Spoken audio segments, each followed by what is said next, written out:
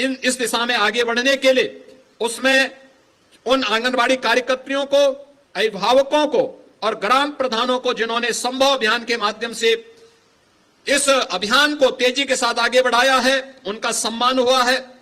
अन्य कार्यक्रमों में भी यहां पर, अन्य कार्यक्रम भी यहां पर सभी कुशलतापूर्वक आगे बढ़े हैं। मुझे पूरा विश्वास है कि अगले 15 दिनों के अंदर ये सभी कार्यक्रम कुशलतापूर्वक आगे चल करके हम लोग विजयादशमी के अवसर पर इस विजयोत्सव के साथ जुड़ेंगे कि उत्तर प्रदेश देश के अंदर अग्रणी पंक्ति में इस अभियान का हिस्सेदार बनेगा। इस विश्वास के साथ मैं इस अवसर पर विशेष रूप से महिला कल्याण और बाल विकास विभाग से कहूंगा कि वह इन आंगनबाड़ी बहनों को समय पे स्मार्टफोन दे दें, जिससे हम इनके मानदेय को बढ़ाने का काम कर सके। क्योंकि मैं चाहता हूं कि इनके द्वारा जो कार्य किया जाता है उस कार्यक्रम को सम्मान देने का सबसे अच्छा माध्यम होगा हम उन्हें स्मार्टफोन दें, उनकी ट्रेनिंग दें और उनके माध्यम से इंसेंटिव को उनको बढ़ा करके समय से वो भुगतान उनको होता रहे और मानदेय उनका बढ़ सके, जिससे सम्मानजनक ढंग से वे अपनी सेवाओं को इस पूरे अभियान के साथ जोड़ने में योगदान दे सकें। आज जब हम प्रधानमंत्री जी के इस पावन जन्म दिवस के अवसर पर यहां पर एकत्र हुए हैं, मुझे बताते हुए प्रसन्नता है। उत्तर प्रदेश सरकार इस वर्ष स्कूल मर्जर के कार्यक्रम के माध्यम से आंगनबाड़ी केंद्रों को अपना भवन देने के साथ ही एक बड़े अभियान को भी लेने जा रही है, जिसमें 3 वर्ष से लेकर के 6 वर्ष के हर बच्चे को एक अतिरिक्त पोषण मिशन के साथ हम जोड़ करके अपने प्रदेश के बचपन को ही सुरक्षित रखने के बड़े कार्यक्रम को आगे बढ़ाएंगे। क्योंकि यह बचपन उसका सुरक्षित हो गया तो उसका जीवन अपने आप ही सुरक्षित हो जाएगा, अपने आप ही सुरक्षित हो जाएगा। यह हमारा सौभाग्य है कि यह सीजन प्रदेश के 28 से 30 जनपदों के लिए आज से 8 वर्ष पहले भय और दहशत का हुआ करता था। भय और दहशत का माहौल किस कदर होता था, हर मां सशंकित रहती थी, पता नहीं कब किसके साथ क्या घटना घटित हो जाए, कौन बच्चा चपेटे में आ जाए। इंसेफ्लाइटिस की बीमारी असमय उन बच्चों को निगल लेती थी। लेकिन पिछले 8 वर्ष के अंदर किए गए प्रयासों का परिणाम है कि आज इंसेफ्लाइटिस पूरी तरह समाप्त हो चुकी है उत्तर प्रदेश में। इस बीमारी ने 40 वर्ष में 50,000 मासूम बच्चों को निगला था।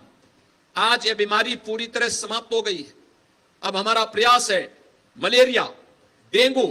कालाजार, चिकनगुनिया जैसी बीमारियों को भी पूरी तरह नियंत्रित करें। ट्यूबरक्लोसिस को पूरी तरह हम समाप्त करने की दिशा में आगे बढ़े और मुझे प्रसन्नता है कि निक्षय मित्र बन रहे हैं। अभी मंच पर आपने देखा होगा कि रक्तदाता स्वतःस्फूर्त भाव के साथ लोगों ने जो रक्तदान के लिए आगे आए, उन लोगों को हम लोगों ने यहां पर इस मंच के माध्यम से सम्मानित भी किया। प्रधानमंत्री जी ने आज अपने पावन जन्मदिन पर देशवासियों को स्वस्थ नारी सशक्त परिवार के जिस अभियान के साथ जोड़ा है, उस अभियान का शुभारंभ आज हम लोगों ने लखनऊ में, और मुझे बताते हुए प्रसन्नता है कि अभियान स्वास्थ्य शिविर के माध्यम से महिला संबंधी जो विभिन्न प्रकार के स्वास्थ्य संबंधी समस्याएं होती हैं, उन सब के अभियान को पूरे प्रदेश भर में एक साथ 20,324 शिविरों के माध्यम से यह कार्यक्रम स्वास्थ्य विभाग के द्वारा संचालित है, जिनमें रक्त की जांच, ब्लड प्रेशर, डायबिटीज की जांच, ओरल कैंसर, स्तन कैंसर, सर्वाइकल कैंसर, एनीमिया की जांच, उच्च जोखिम वाली महिलाओं के लिए ट्यूबरक्लोसिस की जांच, गर्भवती महिलाओं की प्रसव पूर्व देखभाल एवं परामर्श, बच्चों के टीकाकरण के अलावा विभिन्न स्वास्थ्य संबंधी जागरूकता का यह पखवाड़ा कार्यक्रम आज से प्रारंभ हुआ है। और यह न केवल स्वस्थ नारी की जांच से जुड़ा हुआ अभियान है, बल्कि परामर्श से जुड़ा हुआ अभियान है, बल्कि उनके निःशुल्क उपचार का अभियान, इसके साथ ही इस 15 दिन के विशेष अभियान के साथ जुड़ रहा है, जहां एक ओर यह कार्यक्रम स्वास्थ्य विभाग के द्वारा संचालित है, तो वहीं दूसरी ओर प्रदेश भर की 1,89,000 आंगनबाड़ी केंद्रों में भी आज यह कार्यक्रम नारी जागरूकता के अभियान के साथ आंगनबाड़ी केंद्रों में भी इस अभियान को जोड़ने का कार्यक्रम किया गया है। इसके माध्यम से आज युवा शक्ति के द्वारा